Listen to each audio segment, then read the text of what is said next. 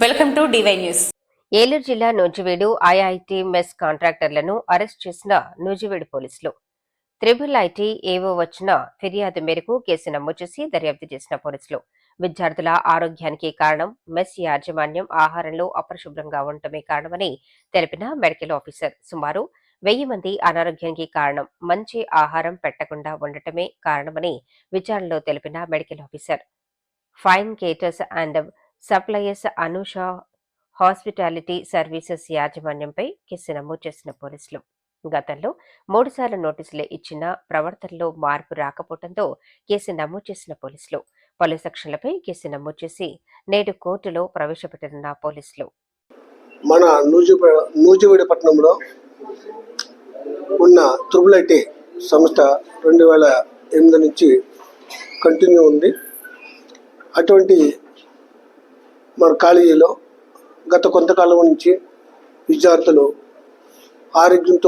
అనారోగ్యంతో బాధపడుతున్నారని మనందరికీ తెలిసిందే. దాని మీద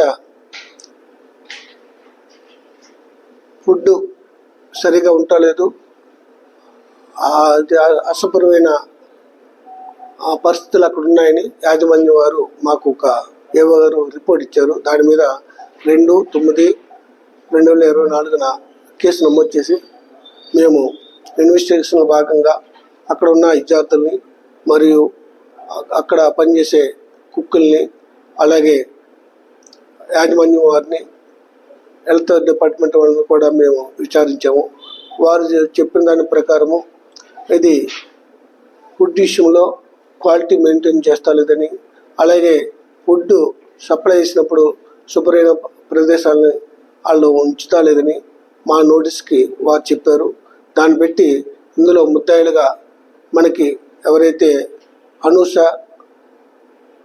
క్యాటరింగ్ వారు, ఫైన్ క్యాటరింగ్ వారు ఈ నిర్లక్ష్యంగా ఉంటున్నారని, ఇప్పటికే 3 సార్లు వారికి నోటీస్ ఇచ్చినా కూడా విద్యార్థుల ప్రాణాలతో వాళ్ళు చెలగాటమాడుతున్నారని ఈ మా నివేదికలో మాకు తెలిసింది. కావున దాని మీద మేము ఇప్పుడు అందులో అనూష క్యాటరింగ్ వారికి మరియు ఫైన్ క్యాటరింగ్ వారికి మేనేజర్లుగా ఎవరైతే ఉన్నారో గోగినేని మధుబాబు మరియు పెంజాల నవీన్ కుమార్ని మేము ఈరోజు అరెస్ట్ చేసి కోర్టులో హాజరుపరుస్తున్నాము. రాబోయే 2-3 రోజుల్లో మళ్ళా వాతావరణ శాఖ వారు తుఫాను హెచ్చరికలు చెప్తున్నారు.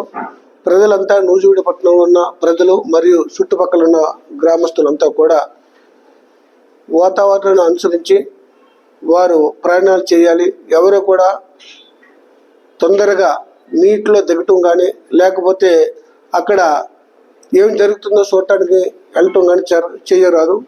అలాగే మనకి పెద్ద చెరువు 5 దుక్కుల్ని కాలువ గంటలు పడ్డాయి. ఆ చెరువు అప్పుడు ప్రాణ నష్టం జరగలేదు. అలా కాకుండా ఎవరైనా అజాగ్రత్తగా ఉండి అక్కడ ఉంటే మాత్రం ప్రాణ నష్టం జరగను. అలాగే ఏవైనా ఇల్లులు పాడుపడినా లేకపోతే బాగా శిథిల వ్యవస్థలు ఉన్నా ఎవరో కూడా ఆ ఇంట్లో ఉండొద్దని మేము విజ్ఞప్తి చేస్తున్నాం. అటువంటి ఇల్లులు ఖాళీ చేసి సురక్షిత ప్లేసులకు వెళ్ళి వారి ప్రాణాలను కాపాడుకొని కోరుతున్నాం.